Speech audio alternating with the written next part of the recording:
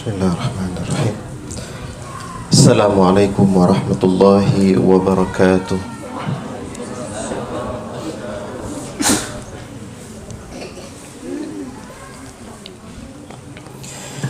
Innal hamdalillah nahmaduhu wa nasta'inuhu wa nastaghfiruh wa na'udzu billahi min shururi anfusina wa min sayyiati a'malina. Man yahdihillahu fala mudilla lahu wa man yudlil fala hadiya lahu. Wa asyhadu an la ilaha illallah wahdahu la syarika lahu wa asyhadu anna Muhammadan abduhu wa rasuluhu alladzi la nabiyya ba'dah. Para asatidz yang kami muliakan, dengan mengucapkan alhamdulillahirabbil alamin, kita bersyukur pada Allah Subhanahu wa taala. Pada pagi ini kita semua dalam keadaan sehat walafiat. Allah berikan kita hati yang istiqomah untuk selalu hadir di majelis ini. Mudah-mudahan apa yang kita lakukan pada hari ini akan memberikan kebaikan-kebaikan kepada kita, baik itu kebaikan di dunia ataupun kebaikan di akhirat. Salawat dan salam mudah-mudahan selalu tercurahkan ke hadirat Rasulullah sallallahu alaihi wasallam. Begitu juga kepada keluarga dan sahabat beliau sekalian. Baik para ustaz dan ustazah yang saya muliakan, hari ini kita akan melanjutkan pembacaan surah An-Nazi'at yang sudah libur cukup lama gitu ya. Kita akan melanjutkan hari ini dari ayat 15 sampai ke ayat 26, di mana Allah Subhanahu wa taala berfirman, A'udzubillahi minasyaitonir rajim. Hal ataka hadithu Musa idh nadahu rabbuhu bil wadil muqaddasi tuwa idhhab ila fir'auna innahu tagha فقل هل لك إلى أن تزكى وأهديك إلى ربك فتخشى فأراه الآية الكبرى فكذب وعصى ثم أدبر يسعى فحشر فنادى فقال أنا ربكم الأعلى فأخذه الله نكال الآخرة والأولى Inna fi dzalika la'ibratan liman yakhsha. Shadaqallahul azim. Sebelum kita masuk kepada tadabbur surah An-Nazi'at ayat 15 sampai ayat 26, saya teringat sebuah kisah yang kami alami sekitar tahun 2009, sekitar akhir 2008 atau awal 2009. Salah seorang guru kami, ini beliau masuk rumah sakit dengan diagnosa gagal ginjal. Kemudian begitu keluar dari rumah sakit, beliau diwajibkan untuk cuci darah 2 minggu sekali atau 2 minggu 2 kali, wallahu a'lam. Intinya pada suatu saat ketika beliau diinapkan dan dirawat di rumah sakit, kami menjenguk beliau, guru kami, dan di antara kami ada sahabat beliau, guru kami juga ikut menjenguk. Dalam keadaan sakit, dalam keadaan sedih, beliau berbaring di kasur. Lalu tiba-tiba temannya ini menanyakan, bagaimana kabar antum Ustaz? Ya. Alhamdulillah, kabar ana baik-baik saja. Lalu setelah pertanyaan yang pertama itu, temannya, karena sesama guru, sama-sama teman, itu menceritakan si fulan hari ini sudah menikah, si fulan hari ini sudah melahirkan anak kesekian, si fulan hari ini sudah berhasil, si fulan ini sudah seperti ini, dan terus diceritakan bagaimana keadaan teman-temannya yang lain. Padahal beliau sedang sakit dan sedang sedih. Tapi diceritakan bagaimana keadaan teman-temannya yang lain. Si fulan sudah mendapatkan ini, si fulan ini dia sedang bahagia, sedang seperti ini, si fulan ini, terus diceritakan. Kira-kira dengan cara seperti itu, orang yang sakit tambah sakit atau tambah sehat, Ustaz? Tambah sakit. Ustadz ini di usia yang ke-36 tahun, beliau belum menikah. Sudah berusaha mencari jodoh ke sana kemari tapi belum dapat. Ya. Boro-boro mendapatkan anak, belum menikah. Lalu tiba-tiba datang temannya menceritakan, oh si fulan sudah menikah, si fulan sudah punya anak, si fulan sudah seperti ini, si fulan sudah seperti itu. Semakin sedih mendengar kabar-kabar bahagia tentang teman-temannya.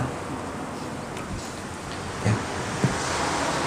Makanya ketika kita datang menjenguk orang yang sakit, harusnya kita memberikan hiburan-hiburan kepada yang sakit, memberikan kabar-kabar bahagia kepada orang yang sakit, bukan malah menyakiti, bukan malah membuat tambah sedih. Dan beliau benar tambah sakit. Beberapa bulan kemudian beliau meninggal. Bukan karena berita-berita tadi, bukan, tapi memang sudah saatnya, sudah takdirnya sebelum meninggal. 6 bulan kemudian atau 7 bulan kemudian beliau meninggal, gagal ginjal. Intinya apa? Ketika ada orang yang sedih, ketika ada orang yang sakit, cara terbaik untuk menghiburnya adalah dengan menceritakan kisah-kisah yang sedih yang barangkali sama yang dirasakan oleh beliau. Ada orang sedang menceritakan tentang kesedihannya nih. Jangan kita ceritakan tentang kebahagiaan kita. Ceritakan tentang kesedihan-kesedihan. Mudah-mudahan dia merasakan bahwasanya di sana juga ada yang sedang bersedih seperti kesedihan beliau. Dan ini dirasakan oleh Nabi kita Muhammad SAW di dalam berdakwah. Di dalam berdakwah. Hal ataka hadithu Musa, kata Allah, wahai Muhammad, apakah sudah sampai kepadamu berita atau kisah tentang Nabi Musa alaihi salam?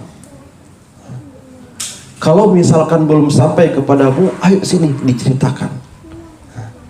Apakah sudah sampai kepada kita kisah Nabi Musa alaihi salam, bagaimana perjuangan beliau ketika mengajak Raja Fir'aun, ketika berdakwah kepada Fir'aun, ya. Sehingga orang yang berdakwah itu semakin teguh di dalam berdakwah,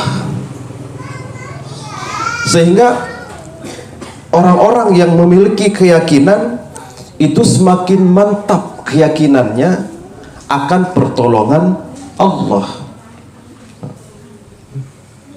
Dalam mengajarkan seperti itu, Ustaz, kita ngajar anak-anak ini, gak semuanya anak-anak kita itu IQ-nya bagus-bagus. Tidak semua anak-anak kita itu bagus dalam hafalan. Mungkin sebagian bagus dalam matematika, sebagian bagus dalam fisika, dan sebagainya. Maka ketika kita kadang tidak sabar dalam menghadapi anak-anak ini, ingatlah bagaimana kesabaran Nabi Musa alaihissalam menghadapi Fir'aun dalam berdakwah. Ketika kadang kita tidak sabar dalam mengajar anak-anak, kita sebagai guru, kita sebagai ustaz, maka jangan bersedih dan jangan putus asa. Lihatlah bagaimana perjuangan Nabi Musa, lihatlah bagaimana perjuangan Nabi Muhammad SAW. Ini pelajaran ini bagi kita. Allah ingin menghibur Nabi Muhammad. Wahai Muhammad, seandainya engkau tidak diterima di kota Mekah dan sebagainya, lihatlah bagaimana Nabi Musa alaihissalam di hadapan Fir'aun. Seandainya kita ini kurang menarik, mungkin sebagian ada ustaz-ustaz favorit ini bagi anak-anak gitu, sebagian lagi bukan ustaz favorit. Seandainya kita tidak diterima, bukan tidak diterima, mungkin kurang menarik di hadapan anak-anak kita.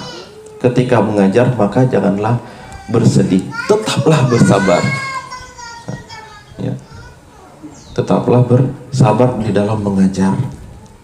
Ya. Lihatlah bagaimana Nabi Musa, lihatlah bagaimana Fir'aun, lihatlah bagaimana Nabi Muhammad dan sebagainya. Ini Allah ingin memberi hiburan kepada Nabi Muhammad. Hal ataka hadithu Musa, wahai Muhammad, apakah sudah sampai kepadamu cerita tentang Nabi Musa alaihi salam? Kisah bagaimana Nabi Musa menyampaikan dakwahnya kepada Fir'aun. Ya. Bagaimana sabarnya Nabi Musa. Maka seperti itulah harusnya kita bersabar. Butuh bergunung-gunung kesabaran. Enggak cuma satu gunung ini Ustaz. Ya. Dalam makanya butuh bergunung-gunung kesabaran. Butuh banyak kesabaran ketika menghadapi anak-anak. Dan yang diajarkan juga harus sabar. Guru dan muridnya harus sama-sama sabar. Ustaz dan talibnya juga harus sama-sama sabar. Orang tua dan anak-anaknya juga harus sama-sama sabar dalam mengajar dan dalam berdakwah. Kita menyampaikan. Idz nadahu rabbuhu bil wadil muqaddasi tuwa. Bagaimana kisah Nabi Musa alaihi salam? Idz nadahu rabbuhu. Dan ingatlah ketika Allah itu memanggil Nabi Musa alaihi salam. Rabbuhu bil wadil muqaddas, di sebuah lembah yang dianggap suci, di sebuah lembah di tempat Allah mengutus Nabi Musa menjadi seorang rasul. Wadil Muqaddas yang ada di Palestina. Bil Wadil Muqaddas itu pada saat itu ketika Allah mengutus Nabi Musa menjadi seorang rasul, dan Nabi Musa diperintahkan untuk berdakwah kepada Fir'aun, untuk menyeru kepada Fir'aun. Dan kita, kenapa kadang kita tidak bersabar, Ustaz? Padahal kita bukan Nabi Musa, dan yang kita ajarkan pun bukan anak-anak seperti Fir'aun, tidak. Kadang kita menganggap ini anak-anak ini lebih batat dari Fir'aun gitu. Padahal tidak, dan kita merasa kita lebih mulia dari Nabi Musa. Karena kenapa? Ya itu tadi. Karena kita masih kurang sabar. Salah satu doa Nabi Musa alaihi salam apa? Rabbi syrahli sadri wa yassirli amri wahlul 'uqdatam min lisani yafqahu qawli. Ya Allah, lapangkanlah dadaku sehingga aku menjadi seorang yang sabar. Ingin dilapangkan dadanya sehingga menjadi seorang yang sabar. Nabi Musa meminta, dan Nabi Muhammad juga Allah katakan, alam nashrah laka sadrak, bukankah telah kami lapangkan dadamu wahai Muhammad sehingga engkau menjadi orang yang sabar di dalam menyampaikan risalah, yang sabar dalam berdakwah. Nabi Muhammad bersabar, Nabi Musa bersabar.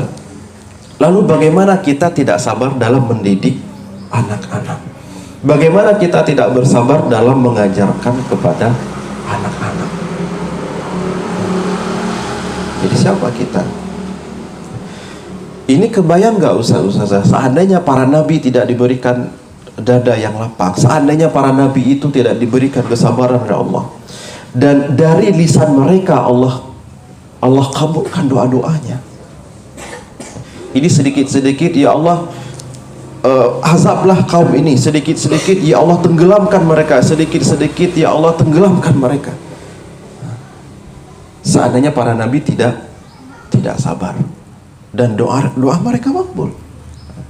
Jadi kalau sedikit-sedikit azab mereka, sedikit-sedikit tenggelamkan mereka, sedikit-sedikit hukum mereka ya Allah. Ini bukan nabi kali barangkali ya. Ini Bu Susi ini sedikit-sedikit tenggelamkan, sedikit-sedikit tenggelamkan.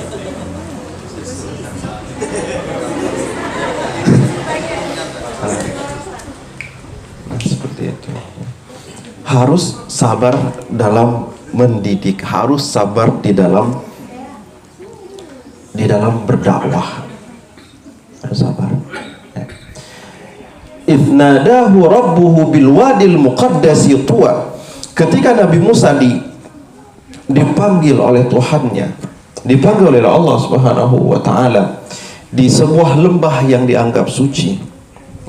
Setelah Nabi Musa melaksanakan tugasnya selama 10 tahun mengembala, yang dibebankan oleh mertuanya, boleh nikah dengan anak saya, tapi harus mengembala domba dulu selama 10 tahun. Begitu selesai 10 tahun, dibawa istrinya dari negeri Madian menuju Mesir, dan di dalam perjalanan mereka mampir dulu di sebuah lembah yang suci. Dan di situ dipanggil, ayah Musa, wahai Musa, kemarilah, bukalah sandalmu, hormati tempat ini. Tempat ini adalah tempat yang suci. Dikatakan kepada istrinya, dek, tunggu dulu di sini sebentar. Istrinya ada di situ. Nabi Musa datang, kemudian bercakap-cakap dengan Allah, kalimullah. Dan saat itulah Nabi Musa diutus menjadi seorang Rasul di umur 40 tahun. Ustaz. Nabi Muhammad juga diutus menjadi Rasul di umur berapa? Di umur 40 tahun. Dan kita yang sudah 40 tahun, barangkali kita juga sudah menjadi Rasul ini bagi keluarga kita, bagi murid-murid kita. Ini angka yang sangat spesial, angka yang istimewa. 40 tahun. Maka jangan banyak lagi alasan ketika sudah umur 40 tahun tidak bisa beribadah, umur 40 tahun tidak bisa lagi dekat kepada Allah. Ya. Di kota Madinah, orang-orang di kota Madinah, ketika sampai umur mereka di 40 tahun, mereka beruzlah, menjauh dari manusia, menjauh dari tongkrongan-tongkrongan, dan mereka menyendiri di rumah-rumah mereka, memperbanyak ibadah kepada Allah. Ketika umur 40 tahun sampai 60 tahun, dan ketika 60 tahun Allah katakan Allah tidak akan menerima alasan apapun dari seorang hamba yang sudah sampai umurnya 60 tahun tapi dia belum bertaubat. 60 tahun. Jadi Nabi Musa 40 tahun. Oke, 40 tahun diangkat menjadi Rasul dan berdakwahlah kepada Fir'aun. Idhhab ila Fir'auna innahu tagha. Wahai Musa, pada hari ini engkau telah diangkat menjadi seorang Rasul, dan pergilah, temuilah Fir'aun. Innahu tagha, karena sesungguhnya Fir'aun itu sudah melampaui batas. Fir'aun sudah melampaui batas terhadap Tuhannya, sudah melampaui batas terhadap Allah Subhanahu wa ta'ala dengan kekufurannya, dan dia telah melampaui batas kepada manusia. Terhadap Allah sudah melampaui batas, dan terhadap manusia juga sudah melampaui batas dengan berlaku sombong dan menjadikan seluruh masyarakat Mesir ini sebagai budaknya. Dia sudah sombong. Innahu tagha. Ajak kembali Fir'aun itu untuk menyembah Allah. Ajak Fir'aun ini kepada tauhid. Ya. Ini perintah Allah. Dan kita juga diajak untuk berdakwah, siapapun kita, sesuai kemampuan kita. Kita paham satu ayat, berarti kita berdakwah dengan satu ayat. Kita paham satu hadis itu yang kita sampaikan kepada anak-anak. Dan kita tidak tahu dari anak-anak itu siapa di antara mereka suatu saat yang akan menjadi ulama, siapa di antara mereka suatu saat yang akan menarik kita ke dalam surga, siapa di antara mereka yang akan menolong kita nanti suatu saat. Makanya kita berdakwah dan mengajar, dan harus sabar di dalam mengajar. Jangan instan-instan, Ustaz. Jangan cepat-cepat. Ini harus hafal Quran 30 juz, program 2 bulan selesai 30 juz. Sabar. Kan gitu. Sekarang kan seperti itu, Ustaz. Ini dalam waktu 2 bulan bisa ini, dalam waktu 1 bulan hafal 30 juz. Di mana kesabaran seorang murid dalam belajar, dan di mana kesabaran seorang guru dalam mengajar, dan di mana kesabaran kita di dalam berdakwah.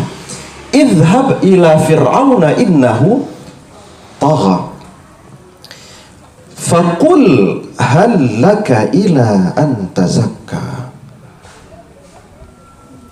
Dan sampaikanlah kepada Fir'aun, wahai Musa, sampaikanlah kepada Fir'aun, hallaka ila an tazakka. Wahai Fir'aun, apakah ada keinginan dari dirimu sendiri, ila an tazakka, untuk mensucikan dirimu dari kesesatan-kesesatan, untuk membersihkan dirimu dari kemusyrikan-kemusyrikan, dari kekufuran-kekufuran, untuk membersihkan dirimu dari kesombongan-kesombongan. Ada keinginan atau tidak? Ini kita lihat bagaimana bahasa Nabi Musa alaihissalam.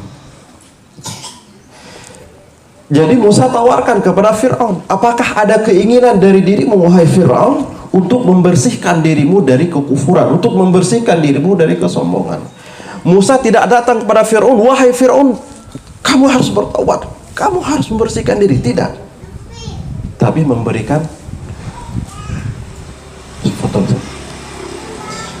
memberikan pilihan-pilihan.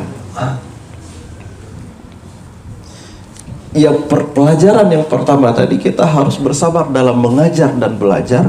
Yang kedua, ketika kita mengajar harus memberikan pilihan-pilihan kepada anak-anak, bukan dalam bentuk perintah-perintah,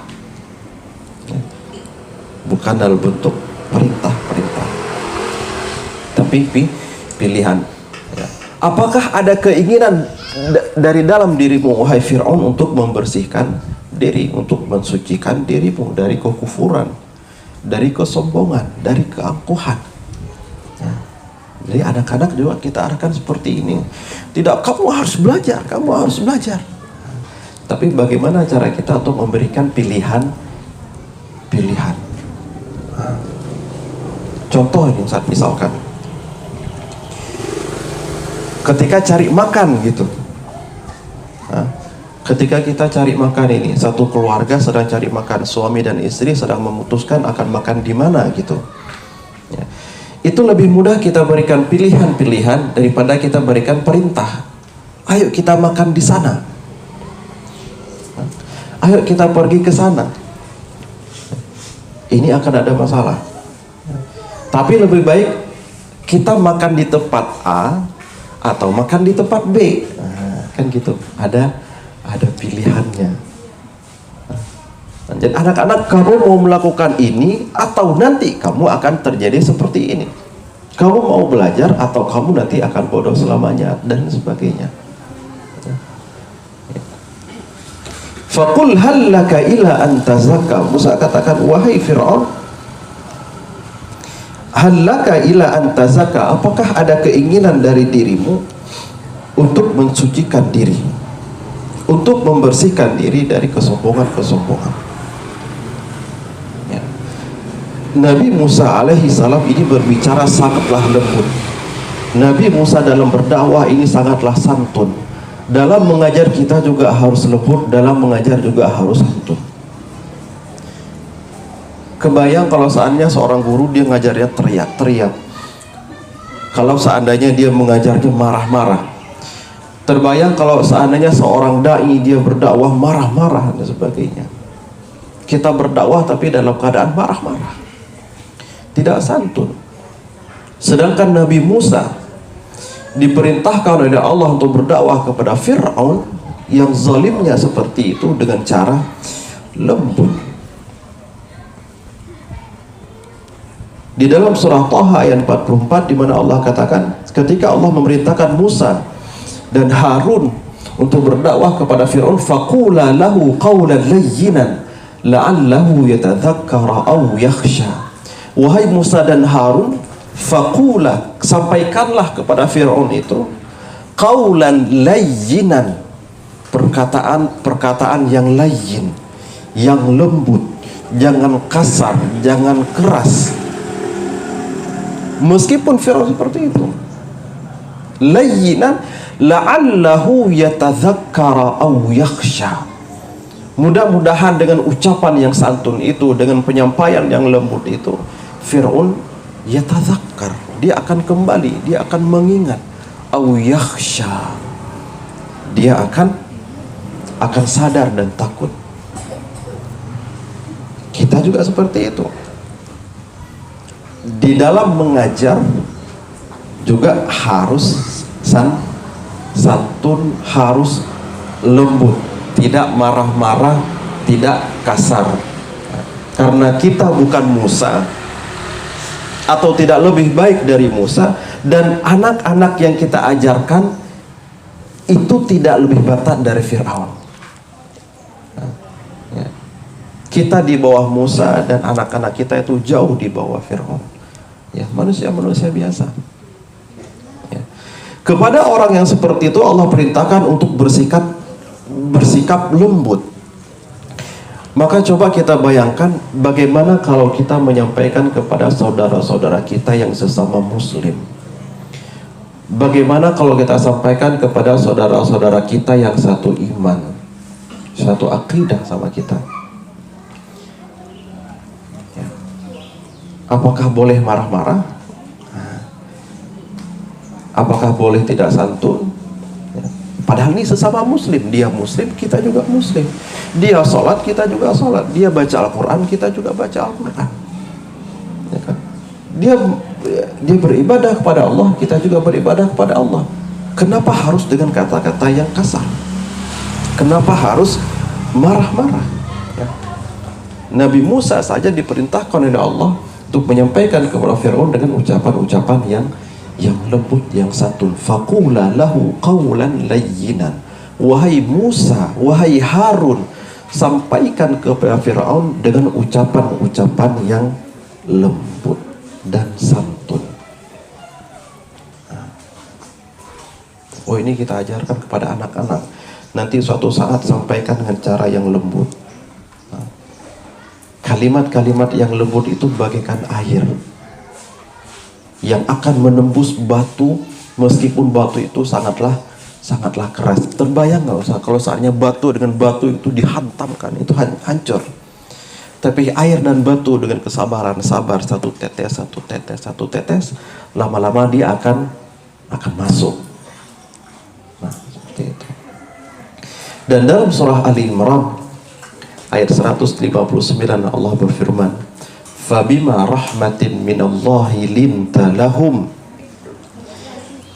Dan dengan rahmat Allah, dengan kasih sayang Allah Subhanahu wa ta'ala, linta lahum, maka berlemah lembutlah kepada mereka. Walau kunta faddan ghalidhal qalbi, kalau seandainya kita memperlihatkan wajah yang marah, kalau seandainya kita mengeluarkan kata-kata yang kasar, faddan ghalidhal qalbi, kita menampakkan hati yang benci, ya, lan faddu min haulik, maka mereka akan pergi dari sisi kita.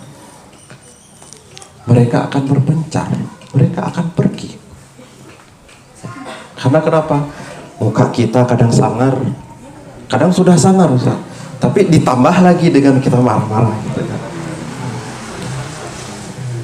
Ditambah lagi. Fa'fu anhum wastaghfir lahum wasyawirhum fil amri. Maka seandainya engkau bersikap keras dan berhati kasar, tentu orang-orang di sekitar kita akan menjauh. Jangan ditakut-takuti, Ustaz. Ya. Basyiru wala tunaffiru, yassiru wala tu'assiru, fa inna dina yusrun. Karena sesungguhnya agama ini adalah mudah. Maka basyiru, berilah berita-berita gembira, sampaikan dengan yang baik. Wala tunaffiru, jangan menakut-nakuti, jangan marah-marah. Sabar di dalam mengajar, sabar di dalam menyampaikan.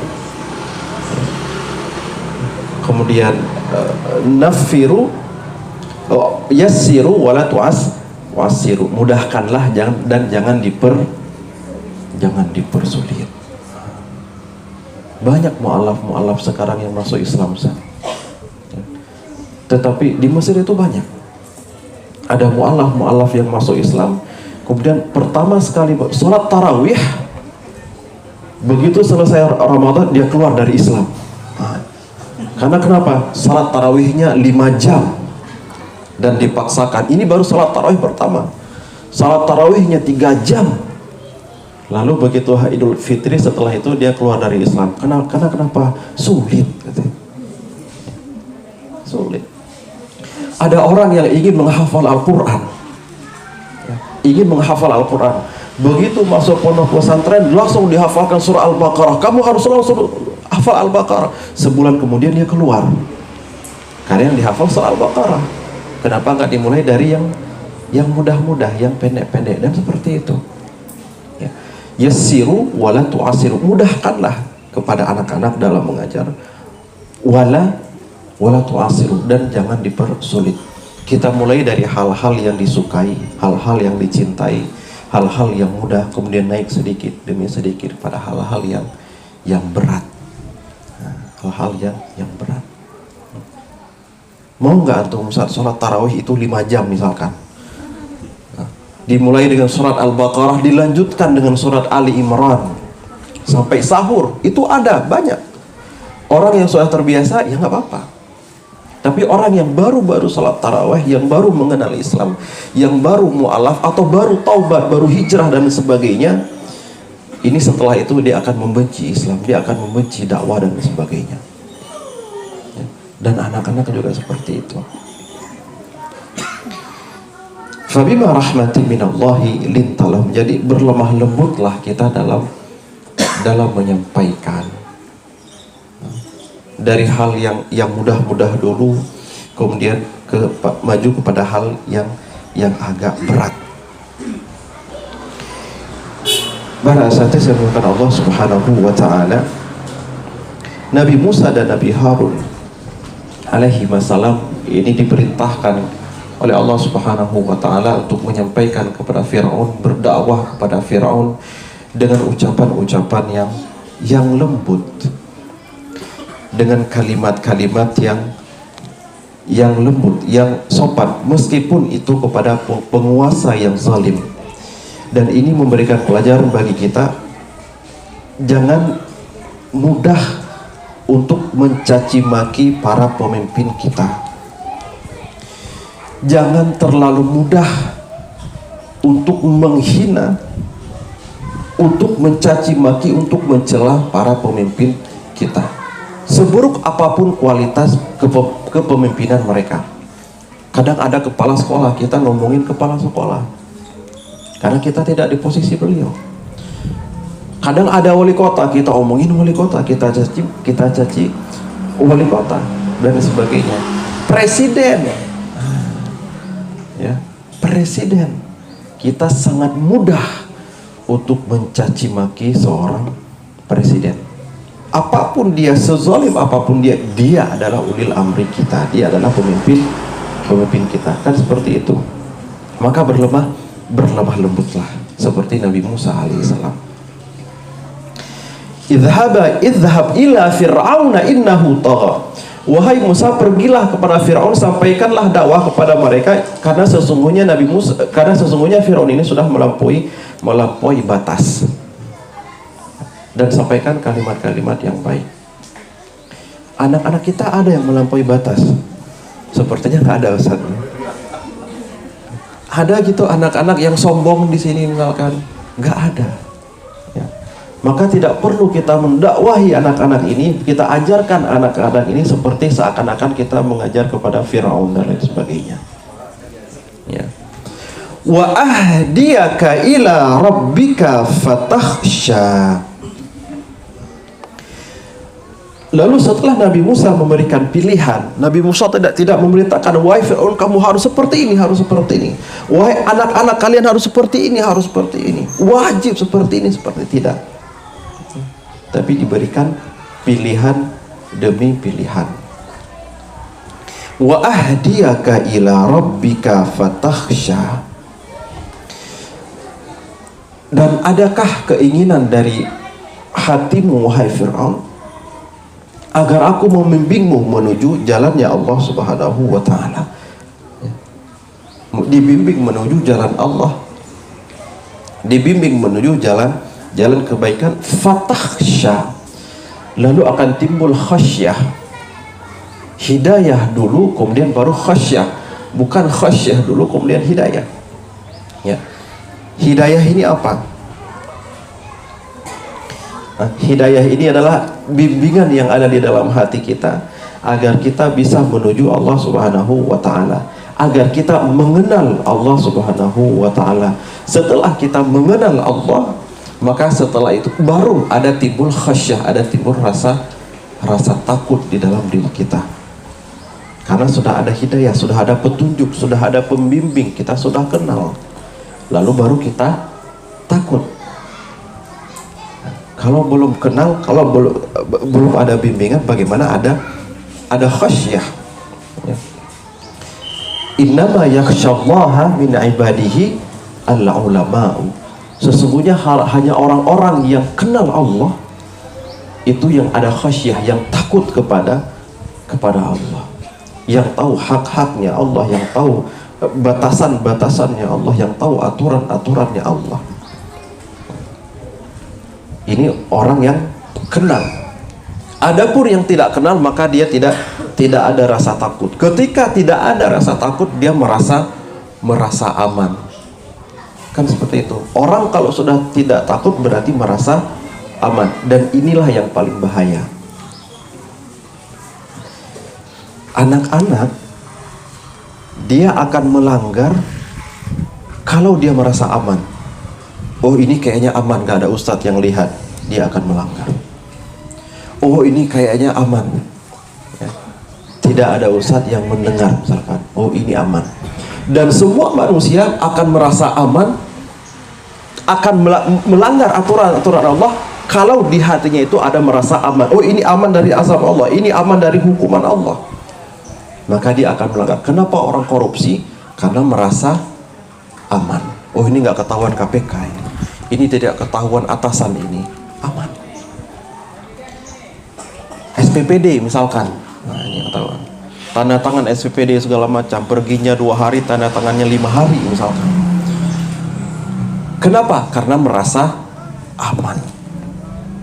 Orang bermaksiat di malam hari, berbuat dosa di malam hari, karena kenapa? Merasa aman, tidak ada khasyah. Ya. Ketika orang merasa aman dari azab Allah, merasa aman dari hukuman-hukuman Allah, maka dia akan mudah untuk menabrak aturan-aturan Allah. Ketika anak-anak ini merasa aman dari hukuman-hukuman, maka dia akan berani menabrak aturan-aturan kita, aturan-aturan sekolah dan sebagainya.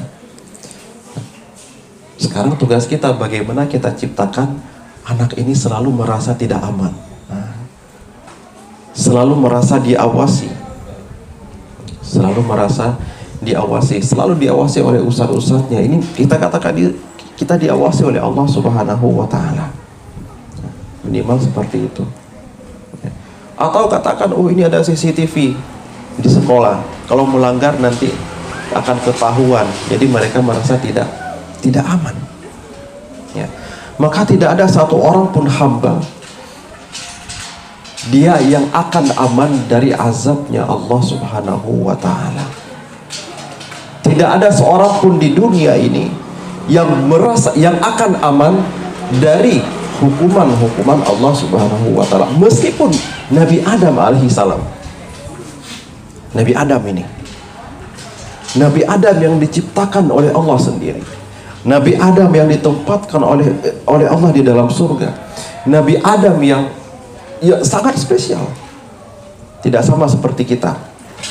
Nabi Adam pun tidak aman dari hukuman Allah, apalagi kita. Allah katakan, wahai Adam, tinggallah bersama istrimu di dalam surga, ya. Wala taqraba wa kula minha ragadan haitsu syi'tuma, dan makanlah apapun yang ada di dalam surga, terserah. Wala taqraba hadhihi syajarah, dan jangan dekat-dekat dengan pohon ini. Jangan dekat-dekat dengan pohon ini. Lalu apa yang terjadi? Datanglah iblis dan dia bisikan, wahai Adam, tahukah engkau kenapa Allah melarang? Kenapa Allah melarang engkau untuk mendekat-dekat dengan pohon ini? Tidak, kata Adam. Lalu iblis membisikkan, seandainya engkau dekat dengan pohon ini dan memakan buah khuldi, maka yang akan terjadi itu hanyalah dua hal.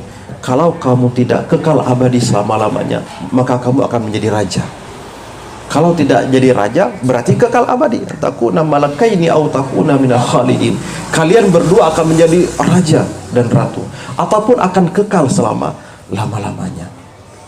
Dan dimakanlah buah khuldi. Adam melanggar aturan Allah. Aman tidak? Tidak aman. Diusir dari surga.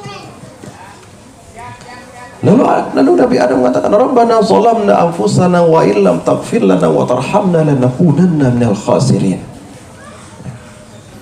Sedangkan kita ini seakan-akan merasa sangat-sangat aman dari azab Allah. Kita merasa seakan-akan sangat-sangat aman dari hukuman Allah. Padahal Nabi Musa baru sekali melakukan kesalahan dan langsung dihukum. Bagaimana dengan kita? Aman nggak kira-kira? Tidak ada yang aman. Innama yakhsyallaha min ibadihil ulama. Sesungguhnya orang-orang yang merasa takut kepada Allah Subhanahu wa taala adalah orang-orang yang mengenal Allah. Dan orang-orang yang tidak mengenal Allah, maka dia merasa aman dari azab Allah, merasa aman dari hukuman Allah. Yang mana pada hakikatnya tidak ada satupun yang aman dari azabnya Allah. Jadi anak-anak seperti ini, coba perhatikan kenapa mereka melanggar, kenapa mereka membangkang dan sebagainya, karena merasa aman. Rasulullah Shallallahu Alaihi Wasallam di dalam sebuah hadisnya beliau katakan, man khafa adlaja wa man adlaja balagal manzila.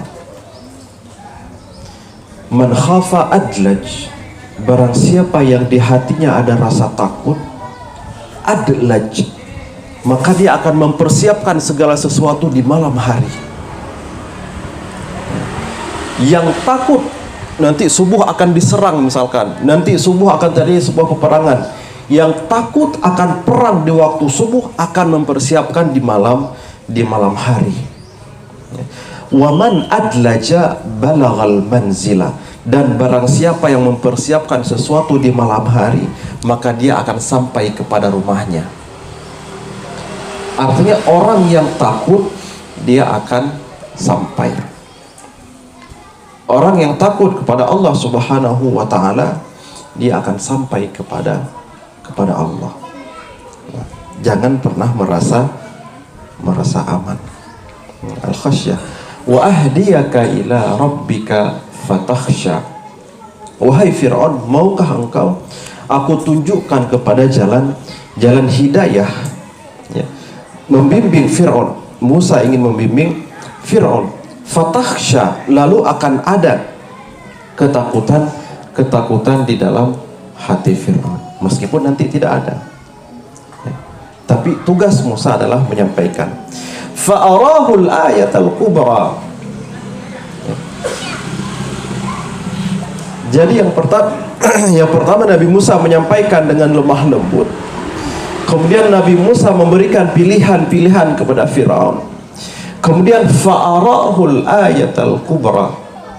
Nabi Musa memperlihatkan ayat al-kubra, memperlihatkan hujahnya, memperlihatkan kebenaran-kebenarannya, memperlihatkan mukjizat-mukjizatnya,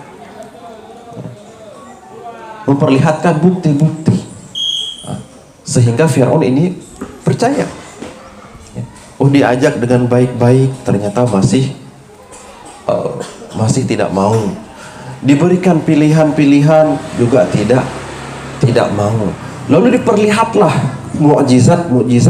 Mudah-mudahan dengan diperlihatkan mukjizat tersebut, Fir'aun ini akan menyambut dakwahnya Nabi Musa alaihi salam. Tongkatnya bisa berubah menjadi ular. Dari tangan Nabi Musa itu akan muncul, akan mengeluarkan cahaya dan lain sebagainya. Ini kira-kira Fir'aun akan percaya atau tidak? Kira-kira Fir'aun akan beriman ataupun tidak? Ya. Ingat, tugas kita adalah menyampaikan. Tugas kita adalah mengajar. Tidak bisa kita paksakan kepada seseorang, dia harus mengerti, dia harus paham, dia harus tidak. Ya. Tugas kita hanya menyampaikan. Saya pernah diceritakan, ada guru saya, beliau salah satu murid dari Abu Hasan Asyazili. Abu Hasan Asyazili ini beliau seorang ulama yang sangat zuhud, yang sangat wara terhadap dunia. Akan tetapi beliau diuji dengan anak yang luar biasa membangkang. Orang tuanya seorang ulama besar yang sangat-sangat zuhud, yang sangat-sangat wara, tetapi anaknya setiap malam minum minuman keras. Anaknya tidak pernah sholat, anaknya setiap malam mabuk-mabukan. Ini anak seorang ulama besar, dan kita tidak heran. Ya. Akan tetapi beliau dengan sangat sabar menyampaikan kepada anaknya. Tidak sholat, disampaikan lagi. Ya. Disampaikan terus, disampaikan hingga beliau wafat. Abu Hasan Asyazili ketika beliau wafat, di detik beliau wafat anaknya belum bertaubat. Akan tetapi begitu beliau beberapa hari setelah wafat dan anaknya merasa kehilangan seorang ayah, lalu disitulah doa-doa beliau diijabah oleh Allah. Doa-doa yang bertahun-tahun dipanjatkan oleh Imam Abu Hasan Asyazili itu dikabulkan oleh Allah. Pelajaran-pelajaran yang bertahun-tahun disampaikan itu diterima oleh anaknya. Kapan? Ketika beliau sudah wafat. Beliau tidak melihat sendiri, tapi yang lain itu bisa melihat bagaimana anak beliau berubah dan menjadi seorang ulama juga yang sangat luar biasa. Beliau ingin sampaikan, yang penting sampaikan kepada orang lain, kepada anak, sampaikan kepada mereka. Bukan tugas kita untuk merubah, tapi sampaikan, doakan, sampaikan, doakan. Anak-anak kita di kelas ini, doakan anak-anak ini. Di dalam halaqah, doakan mereka. Sampaikan lalu didoakan, sampaikan lalu didoakan. Kita tidak tahu, mungkin suatu saat nanti apa yang kita doakan akan diijabah oleh Allah, dan apa yang akan yang telah kita sampaikan selama ini itu akan diingat oleh anak tersebut. Mungkin tidak sekarang, tapi bisa jadi 5 tahun lagi, 10 tahun lagi, atau ketika kita sudah wafat. Ya. Fa'arahul ayatul kubra. Tugas Nabi Musa adalah menyampaikan. Lalu Nabi Musa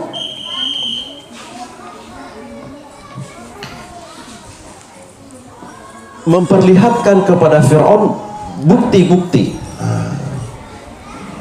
Ini dalam mengajar kita sudah santun, alhamdulillah, sudah baik. Kemudian kita sudah memberikan pilihan-pilihan kepada anak-anak kita. Lalu kita mengeluarkan mukjizat kita, Ustaz. Salah satu mukjizat para ustaz ini apa? Ya, mungkin ada di antara para asatidz yang diberikan kelebihan oleh Allah dalam menyampaikan sesuatu, kan seperti itu. Ya. Wa inna fil bayani lasihran, gitu ya. Wa inna fil bayani lasihran. Sesungguhnya dalam penyampaian tersebut itu ada sihir-sihirnya. Ini kita keluarkan mukjizat kita. Kadang ada sebagian orangnya pintar tapi kurang bisa dalam menyampaikan gitu. Dan saya seperti itu. Saya sangat sulit dalam menyampaikan kepada orang lain, tapi ada gitu. Tapi ada orang-orang yang diberikan kelebihan oleh Allah Subhanahu wa taala ketika menyampaikan ini sangat mudah. Wa inna fil bayani lasihran. Maka keluarkanlah sihir-sihir Anda kepada murid-murid ini. Jadikan semenarik mungkin, jadikan sebaik mungkin, yang seakan-akan anak-anak ketika melihat, wah ini hebat sekali Ustadz ini gitu. Ini hebat sekali, penjelasannya hebat sekali. Padahal kita sudah mengajar pelajaran tersebut selama 10 tahun di kelas yang sama misal. Kan gitu. Kan seperti itu. Ada ustadz yang mengajar nahwu misalkan. Mengajar nahwu. Beliau mengajar nahwu selama 10 tahun di kelas yang sama. Bayangkan bagaimana penyampaiannya. Ya, itu sudah hafal. Masya Allah, mukjizat. Santri-santri mengatakan Ustadz ini punya mukjizat. Karena kenapa? Dia hafal kitabnya dari halaman berapa sampai halaman berapa. Dia tahu letak kalimatnya di mana. Padahal sudah diajarkan selama 10 tahun. Ya, guru-guru kami seperti itu. Ya. Makanya Ustadz seperti itu. Kalau ada guru kalau pegang tahfiz, berarti tahfiz usahakan sampai 5 tahun tahfiz terus gitu. Sehingga anak-anak melihat, wow hebat ini Ustadz ini. Maka keluarkanlah mukjizat-mukjizat kita di hadapan anak-anak, sehingga anak-anak melihat, ini sesuatu yang luar biasa. Wah ini sesuatu yang di luar kebiasaan. Kan mukjizat ini namanya. Ya. Ya. Meskipun tongkat kita tidak berubah menjadi ular, ya kan? Meskipun tangan-tangan kita tidak mengeluarkan cahaya, tapi dari kalimat-kalimat kita, mulut-mulut kita, ini bisa memberikan hal yang lebih kepada anak-anak di dalam mengajar. Ya, ini insyaallah. Fa'arahul ayatal kubra. Lalu Musa memperlihatkan kepada Fir'aun tanda-tanda kebesaran Allah, memperlihatkan kepada Fir'aun bukti-bukti kekuasaan Allah. Tongkatnya bisa berubah menjadi ular, di tangannya mengeluarkan cahaya, dengan tujuan agar Fir'aun ini bisa beriman. Tapi ujung-ujungnya beriman atau tidak? Tidak. Malah Fir'aun dia katakan, faqala ana rabbukumul a'la. Faqala ana rabbukumul a'la. Dia katakan bahwasanya aku adalah Tuhanmu yang paling tinggi. Ini satu-satunya manusia yang berani mengatakan bahwasanya dia adalah Tuhan. Dan yang tersebar di daerah kita, yang populer di tempat kita, ini adalah satu-satunya kalimat yang diucapkan oleh Fir'aun. Padahal sebelumnya 40 tahun sebelum itu Fir'aun juga sudah mengucapkan sebuah kalimat yang maknanya sama, di mana dia mengucapkan ma'alimtum lakum min ilahin ghairi. Dalam surat Al-Qasas ayat 38, Fir'aun mengatakan, aku tidak pernah mendapatkan Tuhan bagi kalian selain aku, min ilahin ghairi. Aku tidak mendapatkan Tuhan di seluruh negeri ini yang cocok untuk kalian, wahai Bani Israel, selain aku. Kalimat faqala ana rabbukumul a'la ini sudah pernah diucapkan 40 tahun sebelumnya, sebelum Nabi Musa berdakwah. Sudah pernah diucapkan oleh Fir'aun yang lain. Akan tetapi Fir'aun tetap tidak beriman. Ya. Thumma adbara yas'a fahasyara fanada faqala ana rabbukumul a'la. Ini ada pelajaran penting di sini Ustaz. Kita lihat metode Nabi Musa dalam menyampaikan sesuatu. Bisa kita ambil ini metode kita dalam mengajarkan anak-anak. Yang pertama, Nabi Musa menyampaikan dengan sangat santun dan sopan, meskipun kepada penguasa yang zalim. Yang kedua, Nabi Musa tidak memberikan perintah demi perintah, tapi diberikan pilihan-pilihan. lalu tidak percaya juga Nabi Musa mengeluarkan mukjizat-mukjizatnya. Kita kepada anak sudah santun, tidak mau juga, lalu kita keluarkan mukjizat kita, tidak mau juga. Maka pilihan terakhir adalah ya, summa adbara yas'a, dan Fir'aun tetap membangkang, tetap berpaling, bahwasanya mukjizat tersebut tidak mengharuskan seseorang itu beriman, tidak mengharuskan seseorang itu beriman. Kita menyampaikan sesuatu dengan apapun jalan yang kita pilih, dengan jalan yang santun, dengan jalan kita berikan pilihan, dengan memberikan mukjizat-mukjizat, maka tidak diwajibkan bagi orang yang menyampaikan tersebut bahwasanya dia harus beriman. Aku sudah sampaikan, dia harus beriman, tidak. Mukjizat ini tidak mewajibkan, tidak mengharuskan keimanan.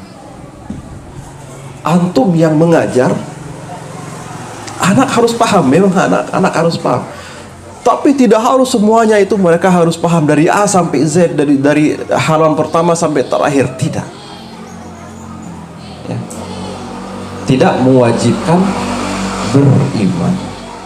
Nah, jadi apa yang kita sudah sampaikan, kita tidak harus orang yang kita sampaikan ini harus beriman, tidak.